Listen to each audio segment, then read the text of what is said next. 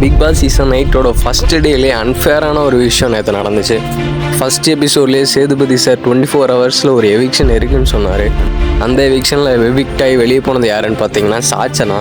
ஆனால் இந்த எவிக்ஷன் எனக்கு ரொம்பவே அன்ஃபேராக இருக்கும்னு தோணுது. ஏன்னு பார்த்தீங்கன்னா 24 மணி நேரத்தில் யாரையும் அவ்வளோலாம் புரிஞ்சிக்க முடியாது. அப்படி கண்டஸ்டன்ஸ் ஒருத்தங்களை இது நாமினேட் பண்ணாலும் நாமினேட் மட்டும் தான் பண்ணணுமே தவிர அதை எவிக்ட் அவங்களே பண்ணணும் அப்படின்னா எல்லா கண்டஸ்டன்ட்டும் சேர்த்து ஒருத்தரை கார்னர் பண்ணி வாரம் வெளியே அனுப்பிடலாம்ல. அப்புறம் எதுக்கு மக்களை ஓட்டு போட சொல்கிறாங்கன்னு எனக்கு சத்தியமாக புரியலை. அந்த பொண்ணு தெரியாமல் பேச்சு வாக்கில் நான் போனால் கூட பரவாயில்ல அப்படின்னு சொல்லிடுச்சு. அதையே வச்சு எல்லாருமே கார்னர் பண்ணி வெளியே அமுச்சு விட்டாங்க. உள்ளே இருக்கிற கண்டஸ்டன்ஸ் யாரையாவது நாமினேட் பண்ணுவாங்க.